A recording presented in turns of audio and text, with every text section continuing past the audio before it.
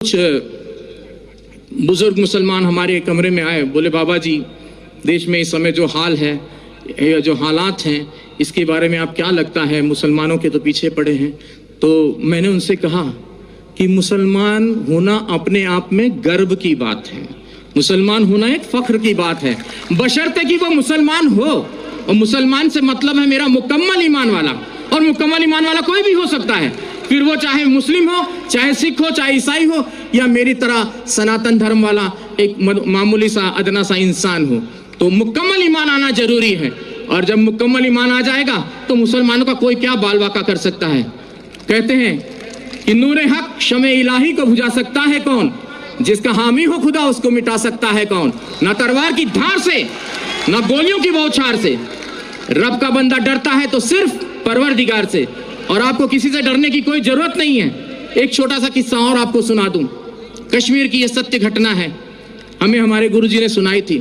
कहते एक मुसलमान जो सवेरे की नमाज होती है, फजर की शायद मेरे ख्याल से वही होती है, तो वो नमाज के वक्त वो जो है अपने घर से खोमचा बोलते हैं, छोटा सा ऐसा ठेला होता है जिसमें वो छोले और आलू उबाल कर घर से वो ले जाकर बेचते थे। तो बड़े ही अल्लाह के बंदे थे, बहुत ही ईश्वर की इबादत करने वाले बंदे थे। तो वो खोमचा बेचते थे और अल्लाह अल्लाह करते रहते थे। जो आता था उनको जो भी पैसा देता था वो उस पैसे को लेकर वो वहाँ खत्म कर देते थे मामला।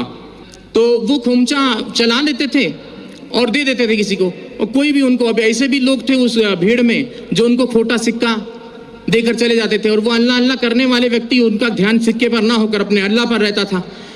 ऐसे काफी दिन गुजर गए। एक दिन वो अपने घर पहुंचे तो उन्होंने अपनी पत्नी से कहा कि भाई आज तुमने हमारे छोले और आलू जो खोमचा बनाती थी वो बनाया नहीं। तो बोले कि आज दुकानदार ने सामान नहीं दिया, सौदा नहीं दिया। बोले क्यों? बोले जितने भी सिक्के इकट्ठा किए हैं आपने ये सारे खोटे सिक्के हैं। बोले हाय अल्लाह। वो वहीं चुपचाप बैठ गए उस ईश्वर की इबादत में कि बोले हे या अल्लाह, ये खोटा सिक्का तेरी दुनिया में तो नहीं चला, क्या मेरे जैसा खोटा सिक्का तुझे कबूल होगा?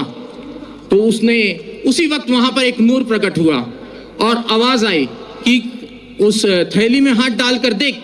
और जब उसने थैली में हाथ डालकर देखा तो वो सारे खोटे सिक्के सोने की अशर्फियों में तब्दील हो गए थे। तो मुसलमान ऐसा होता है जो किसी खोटे सिक्के को भी हाथ लगा दे तो सोने की अशर्फी में तब्दील कर दे। तो इस चीज का ख्याल रखना चाहिए, मुसलमान को किसी से घबराने की जरूरत नहीं है। और मैं पहले से और काफी दिनों से, मुझे एक व्यक्ति ने कहा कि बाबा जी अब आप कलमा पढ़ के मुसलमान हो जाओ। तो मैंने कहा मुझे कलमा पढ़ने की जरूरत नहीं है, मैं खुद ही पहले से जन्मजात ही मुसलमान हूँ।